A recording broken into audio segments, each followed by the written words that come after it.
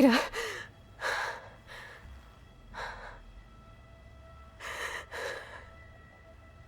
Varl.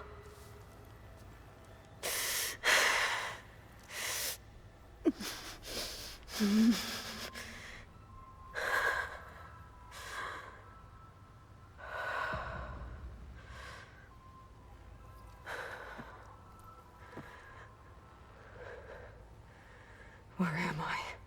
Ah, you're awake. You took quite a hit when Gerard attacked you. I imagine you must still be in a great deal of pain. I can assure you that we are safe. The others can't detect us here. You mean the other Zeniths? You must be Tilda.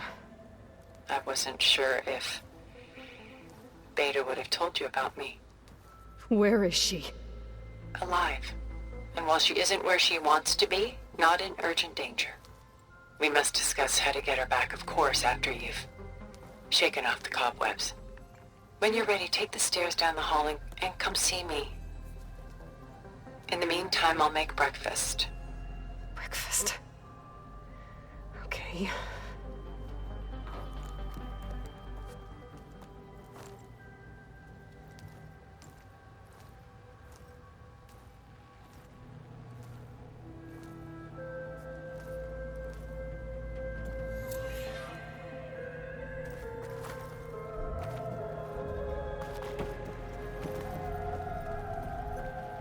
Why did Tilda bring me here?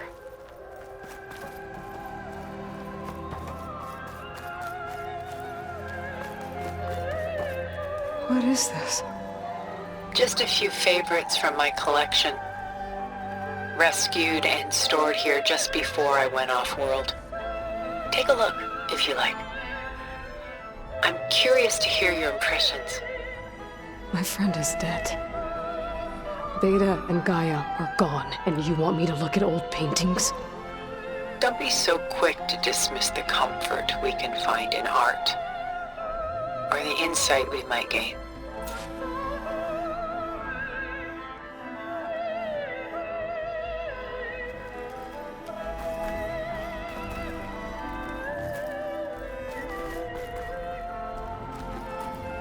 My favorite pairing on the left is Woman Reading a Letter by Vermeer, a true master.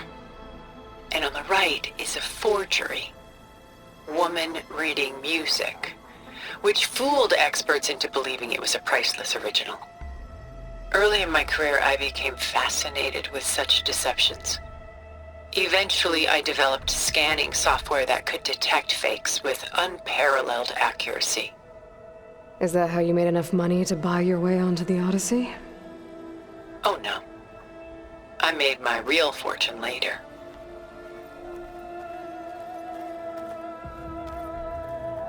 Selene and Endymion. She's the goddess of the moon, whereas he's a simple shepherd. Beside her is the god of love, Cupid. So she's sneaking up on him? More like visiting him in secret. The torch that Cupid bears represents Selene's undying infatuation with him. Though the two must remain apart, her love will forever burn.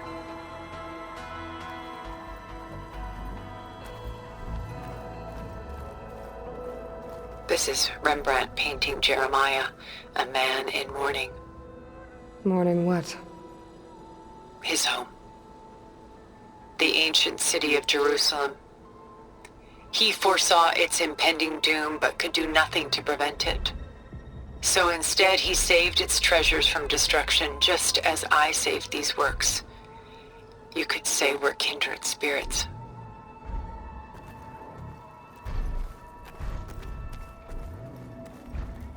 A portrait of the painter, Rembrandt's son Titus, depicted in the habit of a monk.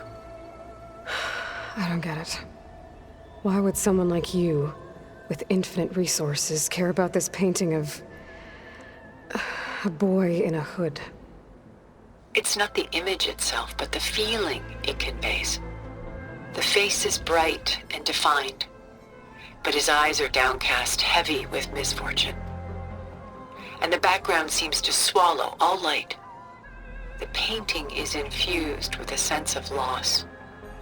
I guess I understand how the painter feels.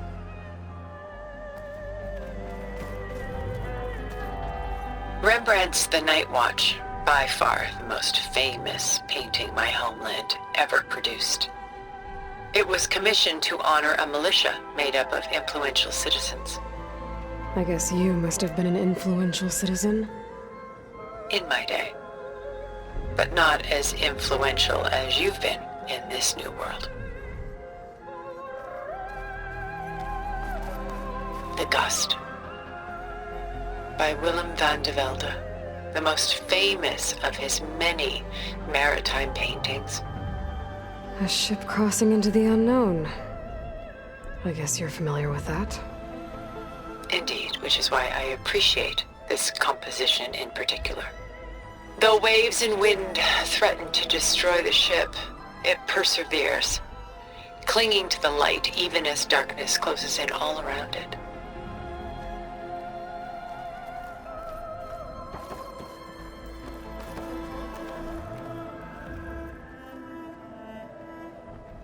Pulling out her own hair.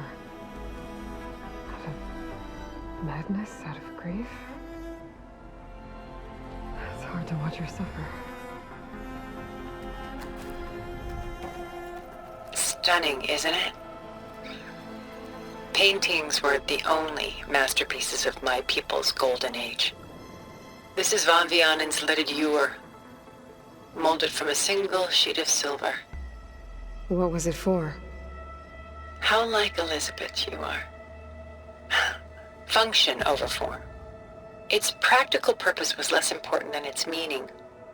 Van Vianen created it in honor of his late brother, who himself was a famous silversmith. A memorial. Yes. Such beauty from sorrow.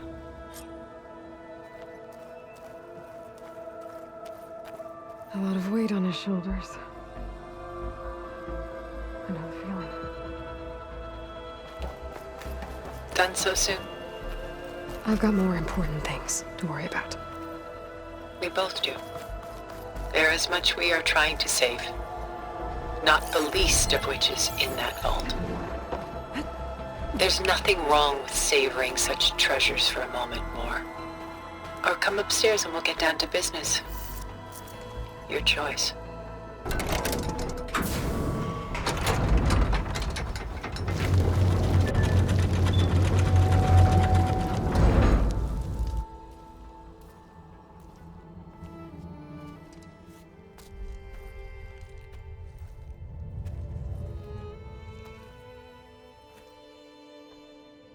There you are. Feeling better? How did you find us? At the Cauldron? And what did you do to everyone right before I passed out? All business, I see. Well, suffice it to say we were keeping a very close eye on Hephaestus, knowing we would need it at some point. Your ruse didn't fool us, and as for my little trick, it was an overload of the senses, accompanied by an energy discharge. Gerard and Eric were only momentarily disoriented due to their shields, but it rendered you unconscious while I got you out. Perhaps some breakfast might steady you a bit?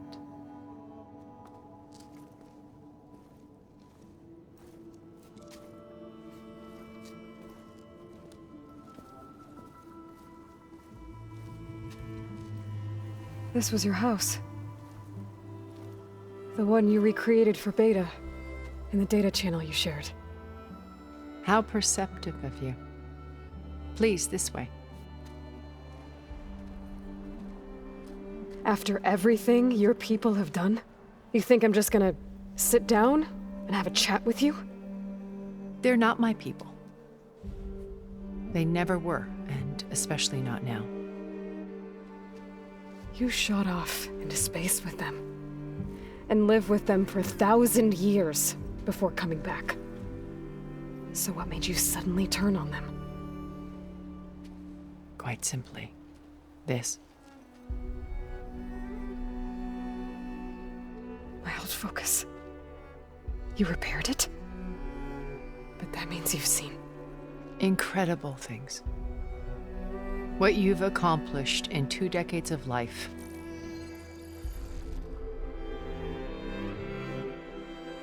A 1,000 years at my back, and I haven't even come close.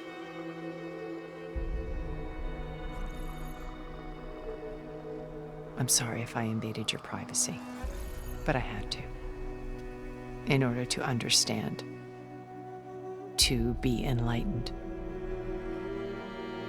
You truly are Elizabeth's blood. With her drive, her sense of mission, her integrity. Watching all this shamed me for the company that I've kept. Having seen it, all I want is to help you. Even if it means stopping your friends? Especially so. Please, sit down.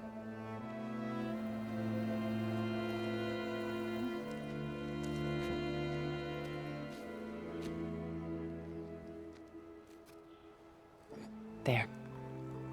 That's better.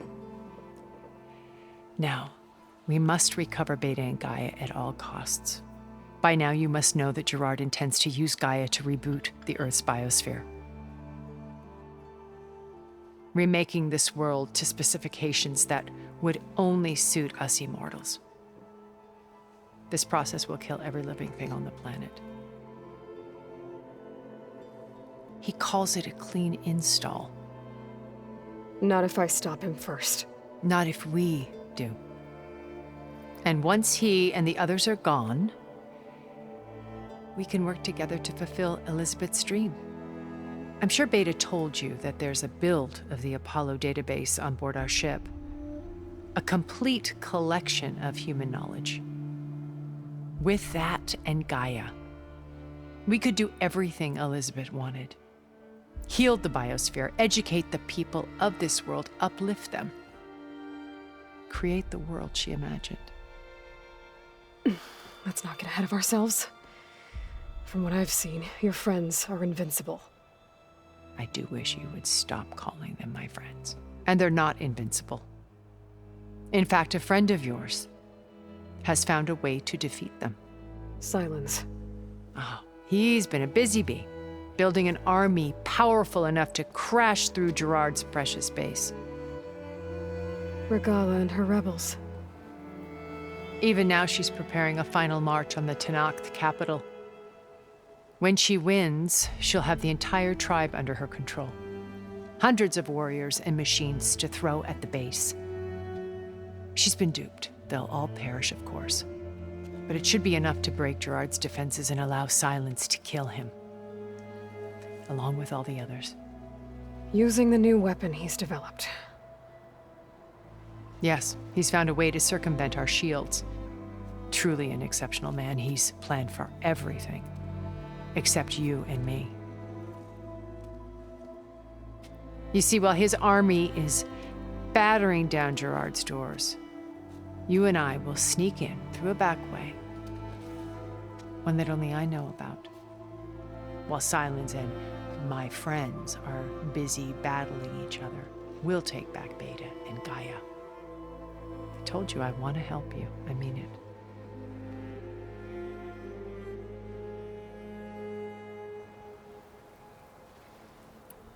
My old focus.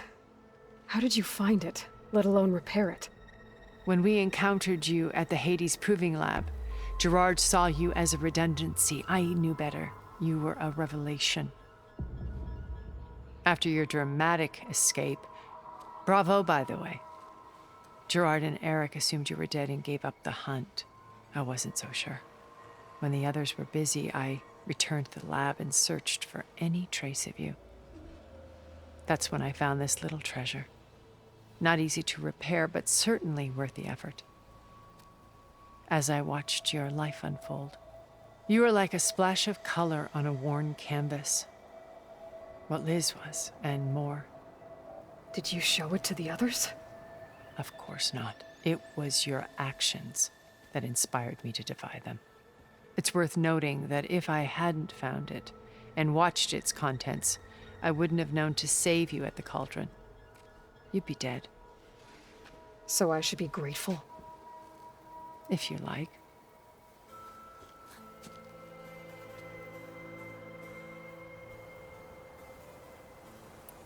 So you know all about me. What about you? What would you like to know? Well, start with your life on Earth. When I was 8, terrorists flooded my home city. Thousands drowned, my parents included. I was one of the few who survived. My guardian sent me to boarding school. Among my peers, I was the strange girl, the orphan to be avoided. All because of circumstances beyond my control. Oh. So we're a lot alike, huh? Aren't we? You were an outcast. But you didn't let that stop you from getting what you needed. Neither did I. I climbed my way out of desolation and used my wits to build a fortune. First, from the technical analysis of art and the detection of forgeries. Profitable expertise in those days. But as it turned out, the software I developed was even more useful for counterintelligence. From there, it was only a short step to gathering extremely valuable intelligence on my own. You were a spy? More like a service one could turn to for information. I had to remain anonymous, of course, to protect my privacy. But despite that anonymity, Far Zenith inevitably sought me out. What happened when Far Zenith approached you? They painted an irresistible vision of humanity's future. One where we need not fear illness or death, where we explored the furthest reaches of the stars and thrived. It was only later that I realized that they only intended to bequeath this future to the rich and powerful. By the time I finally figured it out, the walls were closing in, Pharaoh's machines were devouring the earth. So I accepted Far Zenith's invitation to a berth on the Odyssey. I wanted Liz to come, but she had nobler plans, as you well know.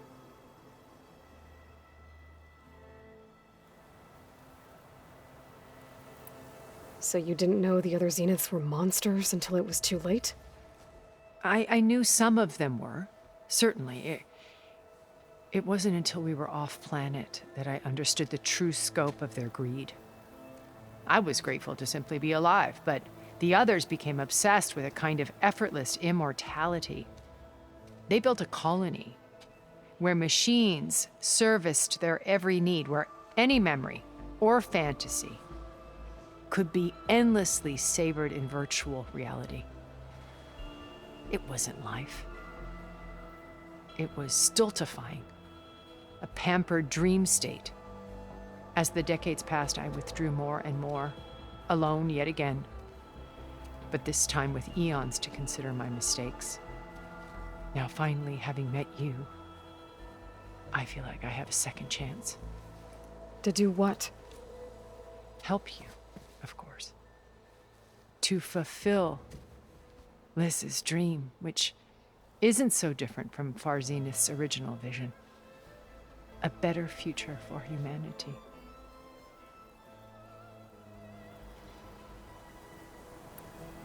You said Beta is not in urgent danger, so what are the Zeniths doing to her?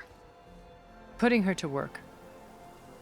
Merging Hephaestus with Gaia. A difficult, time-consuming task, as I'm sure you know. They will compel her if need be, but her life is not in danger. She's the only one who can do it. Because you people made her to be nothing but a tool. Gerard's idea, not mine. They always viewed me with suspicion when I attempted any form of kindness towards her. That's why I created the data channel. A virtual place where we could speak in peace. So this channel you shared with Beta, none of the other Zeniths ever found out about it. Gerard believes he's the most cunning of all of us. Even after 1,000 years, he still can't imagine that I would outwit him. The channel allowed me to interact with Beta away from their mistrustful eyes. It offered us a chance to be ourselves. Until you cut off all contact. Yes, though it pained me. I was worried that our meetings would do her more harm than good. Well, she felt like you tossed her aside. I was afraid the others would find out and punish her. She may not have had the comforts of friendship anymore, but at least I ensured she was safe. I know it seems harsh, but you must believe that her well-being has always been paramount to me. Why did you make the data channel look like this place? I built this house as a shelter to weather any storm. A safe place. Not just for me, but for the art stored below. Cultural artifacts of incalculable value. Truly some of the greatest achievements of human civilization. And you wanted Beta to see them? Yes. Her upbringing was so cold and technical. I thought if she could experience Vermeer and Rembrandt, it would bring something else into her life. A heritage every bit as valuable as the scientific and technical data being drummed into her. I'm sorry I had to cut off contact, but I'll never regret sharing this house with her. She needed its shelter even more than I did.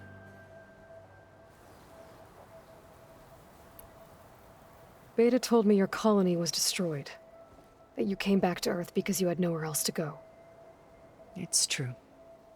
After we reached our destination, a planet in the Sirius star system, we spent decades building a new home.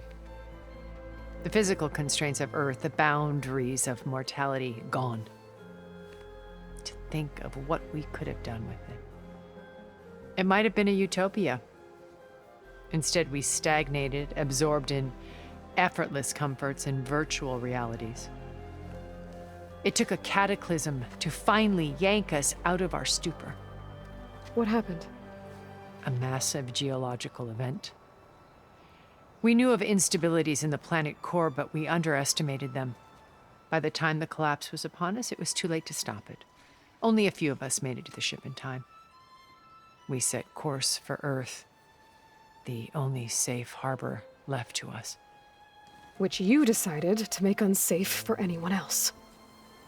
Not me. Gerard. He believes it's better to wipe the canvas clean than work around the smudges.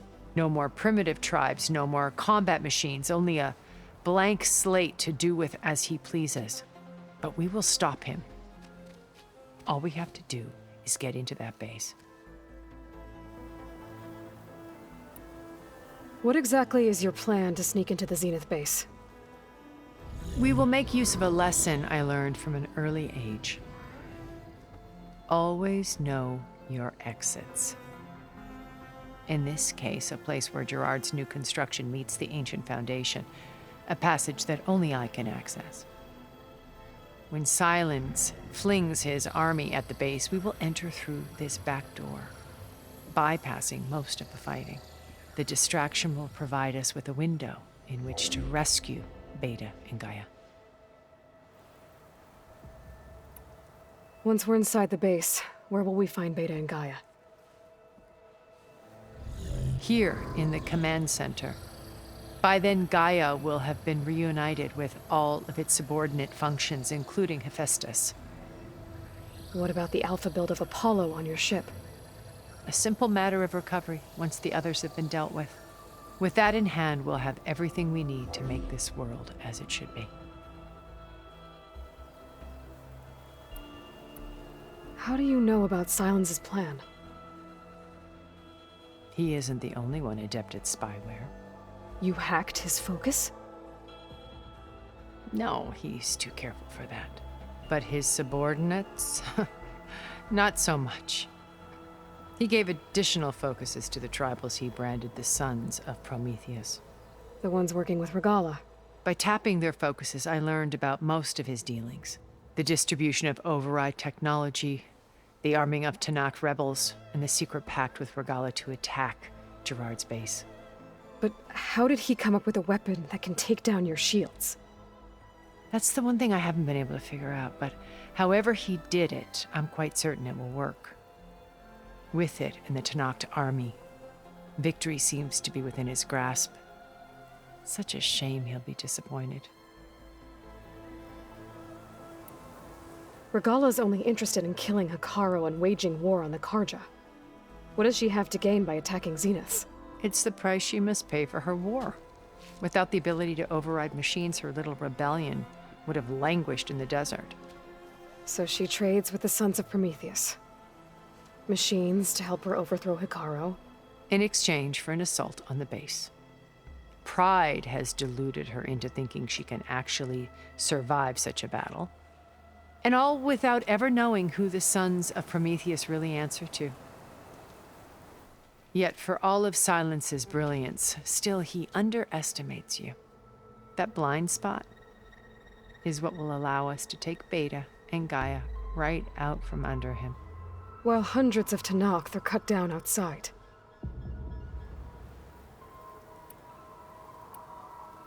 So you knew Elizabeth. What was she like? Liz was everything she was. I see in you. And more. Your ingenuity, your determination, your moral compass. You've managed to distill her greatest qualities and make them your own. I'm not asking about me. Tell me about Elizabeth. What was she really like? The honest answer is that I don't actually know. For all the time that I spent with her, she always kept a part of herself locked away. It was like that from the moment we met.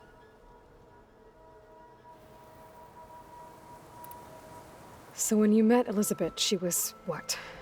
Distant? Aloof? Not aloof. Not exactly. It was a summit in Paris about machine learning. A touchy subject in those days.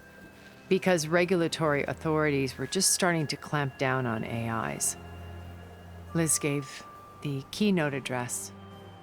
She had already achieved great renown for her work in automated environmental reclamation. But in her address, she was just starting to imagine the next step. An AI-driven system that wouldn't just act on its programming, but actually take responsibility for its sphere of influence. To care about life. Not just follow orders. Revolutionary stuff. I was fascinated. And I wanted to meet her for a long time. I watched her after her talk. She had spoken with such moral authority, such empathy. But after that, she retreated. I could tell she felt uncomfortable with all of her admirers. It was as if giving the talk had cost her something. I didn't want to be a pest, so I planned my approach carefully. So how did you finally approach Elizabeth after her talk? I picked the right moment. The morning of the next day, right as she came back to the conference, she had just had her coffee. She was fresh, rested. It was like she had braced herself for the onslaught of colleagues. I asked if I could walk with her, then put forth a question about her talk that I thought was intelligent. Her answer made me realize it wasn't, but she was very welcoming. Almost as if we were previously acquainted. It was only halfway through the conversation that I realized she knew exactly who I was. It was quite a shock to me. My business was trafficking in secrets, and I took great pains to protect my anonymity. So that was Liz, perpetually one step ahead. I came to view our meeting as a metaphor for our friendship. She always seemed to know me far better than I knew her. I guess I know the feeling.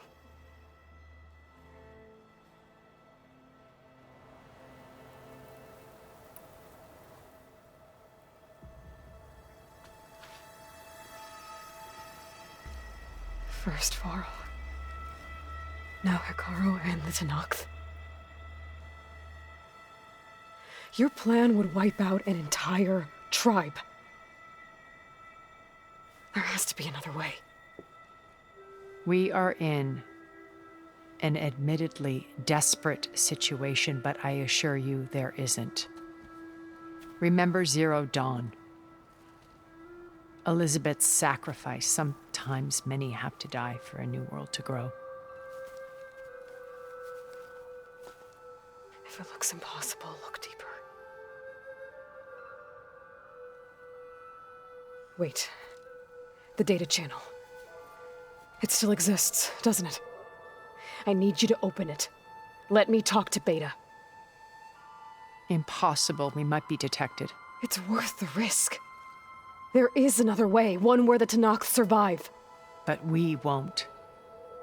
If the others... If you want to help, open it.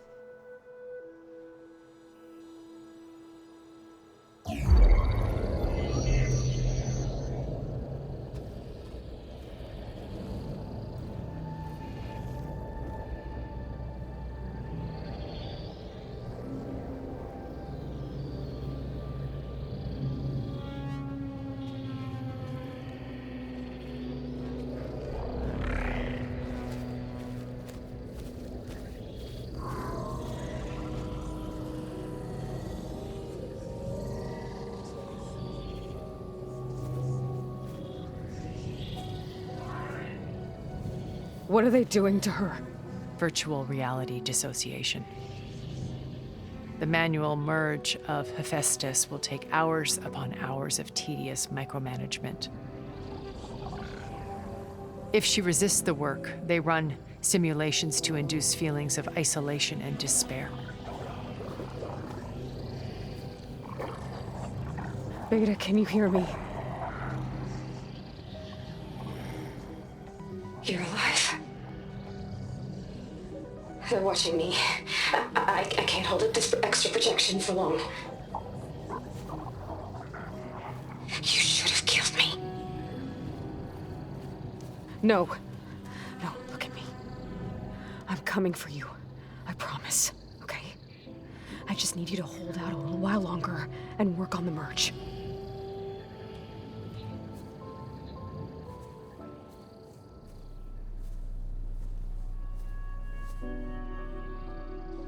Then I think it can be done. I'll contact again when it's time.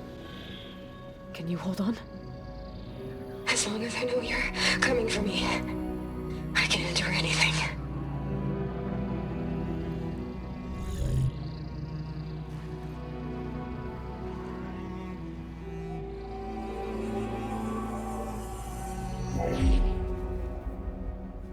All right. I did as you asked. Now I think you need to tell me what you're planning. I'm going to take Sylens' army away. I don't need it. Only the weapon he made to penetrate your shields. And how do you propose to get it? Ask him nicely? Without Regala and her rebels, he won't have a choice. We'll be his only option. Only option for what? What did you tell her? That is between me and my sister. Will be Sylens' only option for crashing that base. I'll tell you the rest later. But first, there are a couple of things I have to do. Oh. And what are those? Lay my friend to rest. And then I'm going to use the override that Beta gave me at Gemini to put an end to Regala's rebellion. From the air. Wait. Since you insist on doing things your way, I know of something that will truly help you make a grand entrance with the Tenakth. The ancient Horus Titans still possess electromagnetic energy cells as part of their arsenal. Drop one of those on Regala's army and they'll receive quite a surprise.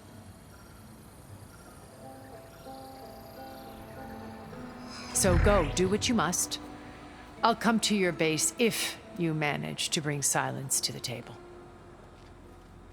Not if. When.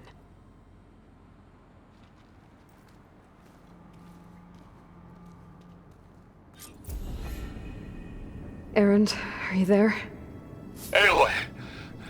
Aloy, is that really you? Yeah, it's me. Where's everyone else? We're all... we're back at base. What happened? It might be easier to explain in person. I'll try to join you there when I can. Okay. We'll wait here for you. It's good to hear your voice, Aloy.